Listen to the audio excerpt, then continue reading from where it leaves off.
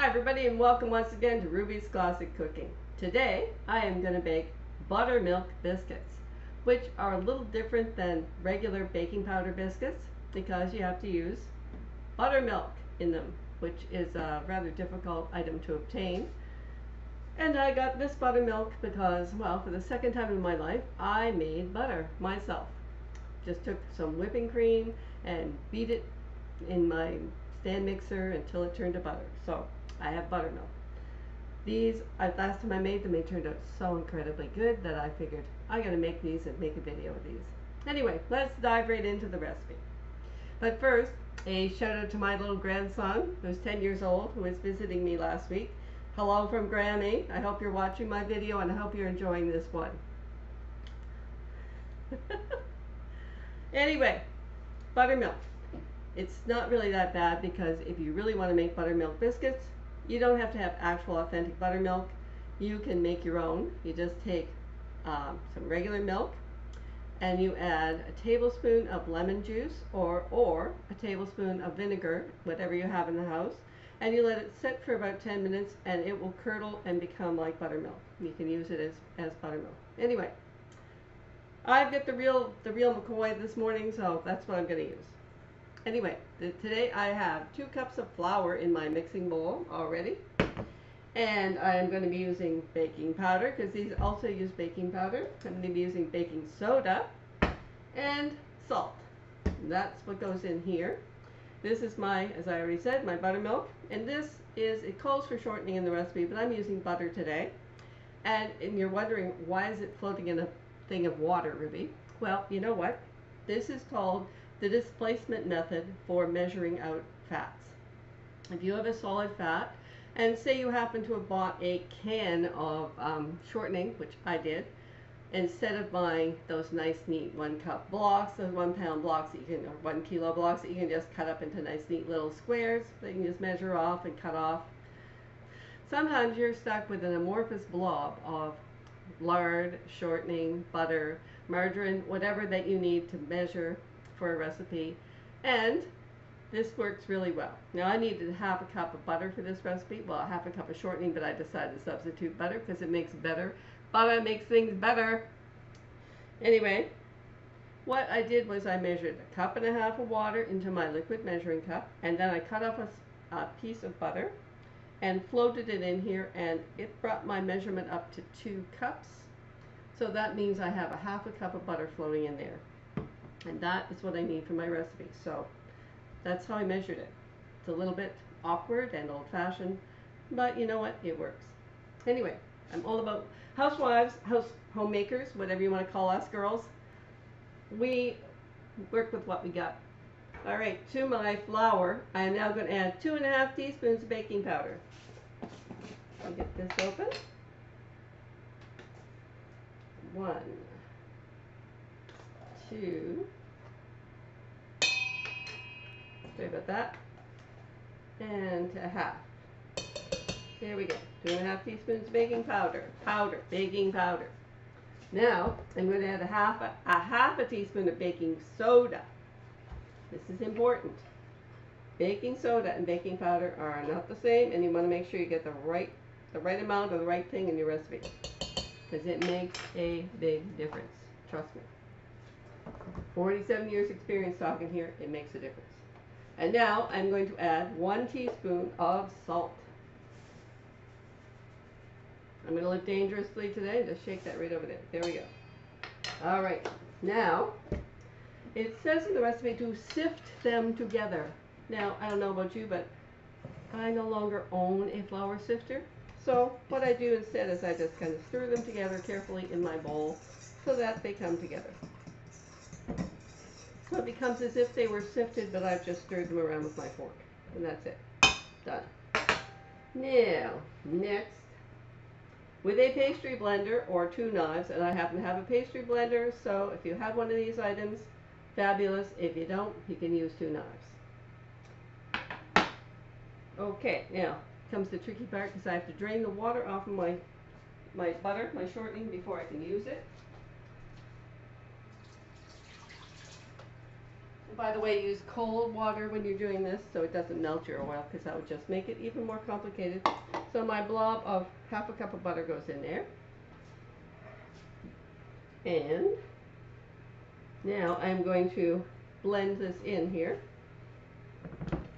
till it looks like it has its coarse breadcrumbs. Now you can blend this as much as you like at this stage of the biscuits, because you're not going to make them tough, you're not going to do anything nasty to them.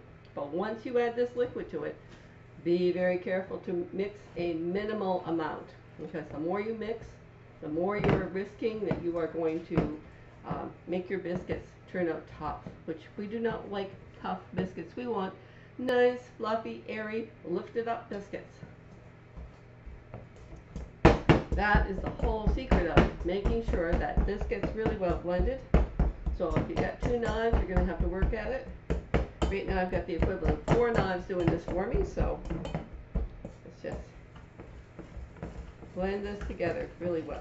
Cut in finely, because what happens in your, hear my oven preheating there behind me? I'm preheating my oven to 425 degrees Fahrenheit, and don't worry, all the Celsius equivalents will be in the description file below when I put this recipe below. This recipe, by the way, comes from my Purity cookbook, the newer of my 2 Purity cookbooks. In fact, this particular one I bought at a thrift store for $1.99, which was, as far as I was concerned, the find of the century, because I've seen these cookbooks in bookstores for $16 and $17.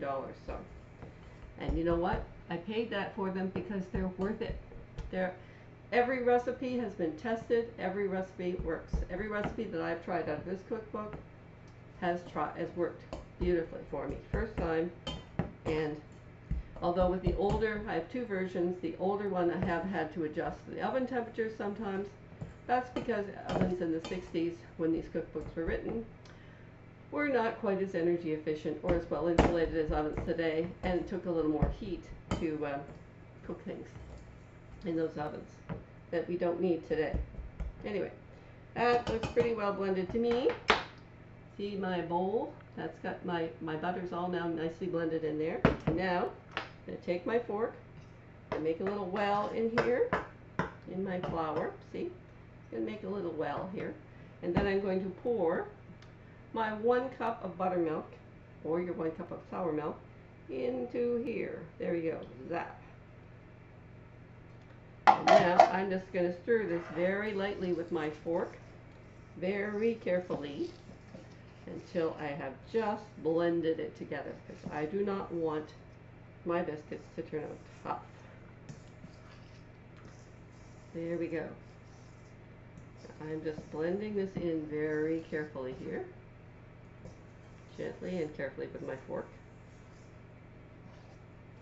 I mean, the first stage of this, I'm just beating it together, and this part I am being very gentle. And okay, now I'm just going to do just a quick little bit of flour on my board, on my counter, and now I'm going to get all this out of here. I'm just going to make this into a ball in my bowl. Just turn this around.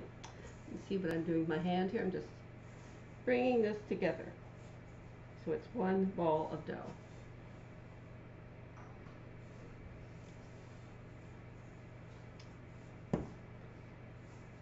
And then I'm going to give it about 7 or 8 little gentle kneads on my board to bring it together.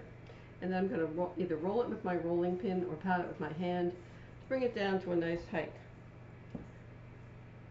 About like that. Maybe a little thicker than that, you know? About like that. Anyway, there we go. Like I said, I'll have all of the measurements in my description file below. So it'd be about half a 2.54.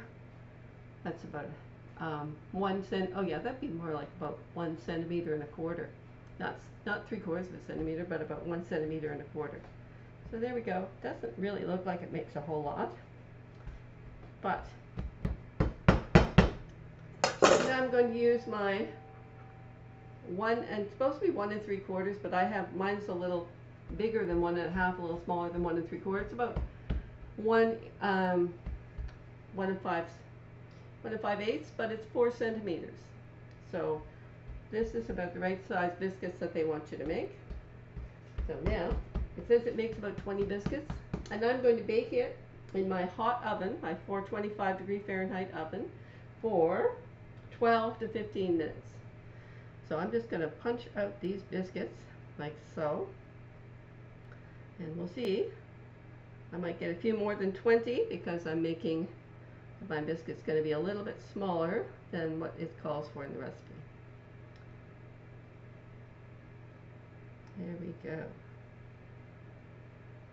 It's, like I said, a bit smaller than the recipe calls for, but that's the size of biscuit cutter I have, so that's what you got to roll with.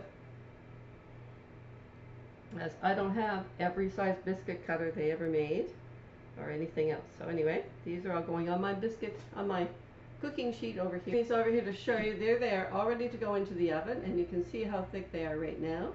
And then when they come out of the oven in 15 minutes, they will be much, much higher, and hopefully they'll be like double this height. And sorry, I had the wrong time there, 12 to 15 minutes. So it didn't quite take 15 minutes.